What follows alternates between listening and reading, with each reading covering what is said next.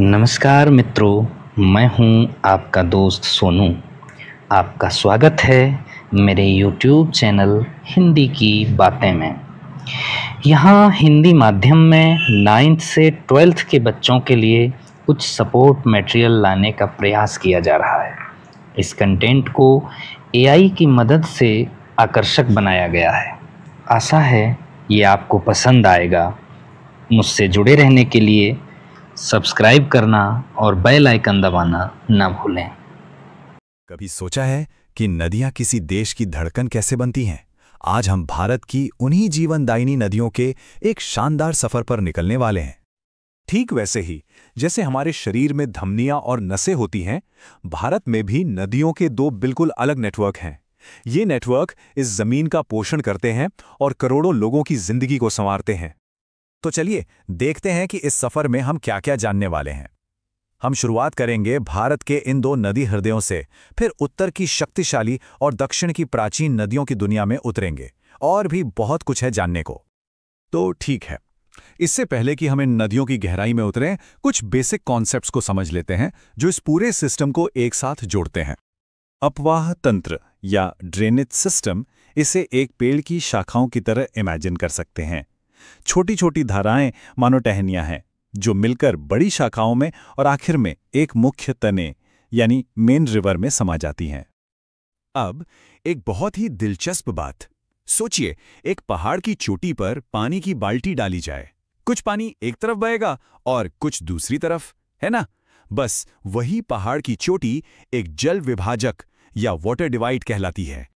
तो भारत में हमारे पास हैं हिमालय की नदियां, एकदम युवा, जंगली और हमेशा बहने वाली, और दूसरी तरफ हैं प्रायद्वीपीय नदियां जो ज्यादा पुरानी, समझदार और बारिश की लय पर चलने वाली हैं। तो चलिए भारत के पहले दिल से मिलते हैं, यानी शक्तिशाली हिमालयी नदी प्रणाली। ये नदियां सिर्फ बहती नहीं हैं, ये तो लैंड स्कल्प्टर्स हैं। ये जमीन का चेहरा ही बदल देती हैं, पहाड़ों को तराशती हैं और वो उपजाऊ मैदान बनाती हैं जो करोड़ों लोगों का पेट भरते हैं। और यह है उनकी पूरी महाकाव्य यात्रा। पहाड़ों में एक जोशीले युवा की तरह शुरुआत, मैदानों में एक घुमावदार मैच्योर अडल्ट की तरह बहना, और आखिर में समुद्र में एक शांत विशाल बुजुर्ग की तरह विलीन हो जाना। और इस सिस्टम के दो सबसे बड़े नाम हैं गंगा और ब्रह्मपुत्र। लेकिन ये सिर्फ नदियां नहीं है, ये तो भारत की संस्कृति और आध्यात्मिकता की जीवन रेखाएं हैं जिन्हें करोड़ों लोग पूजते हैं। और फिर आती है सिंधु नदी, करीब 2900 किलोमीटर लंबी। पर यहां एक पेच है। 1960 की सिंधु जल संधि के तहत भारत इसके पानी का सिर्फ 20% ही इस्तेमाल कर सकता है, जो पंजाब और हरियाणा जैसे राज्यों की खेती के लिए लाइफलाइन है।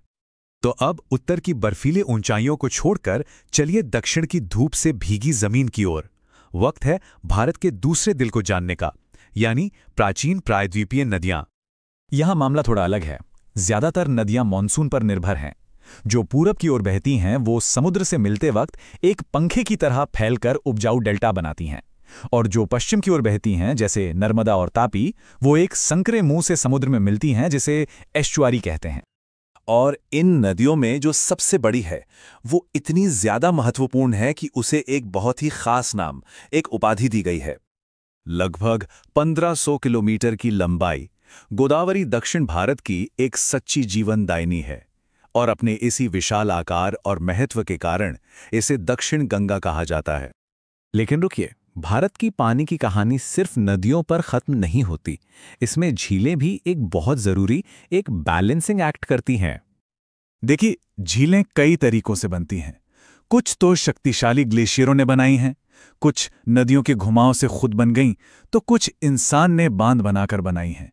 ये प्रकृति और ह्यूमन इंजीनियरिंग दोनों की ताकत दिखाती हैं।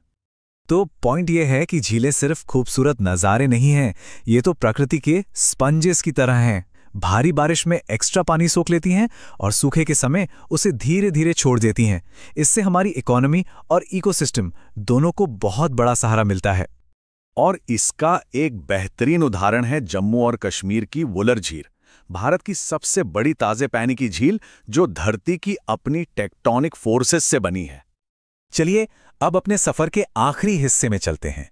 यहां हम देखेंगे कि कैसे ये नदियां एक साझा लाइफलाइन है और कैसे एक साझा खतरे का सामना भी कर रही हैं।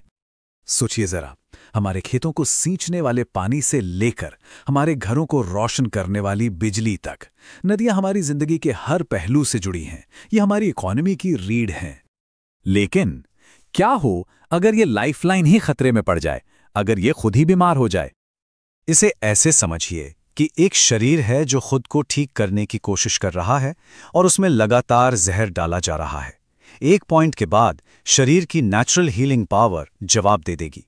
हमारी नदियों के साथ भी ठीक यही हो रहा है। पर कहानी यहां खत्म नहीं होती। दशकों से इन जीवनदायिनी नदियों को बचाने की कोशिशें भी जारी हैं।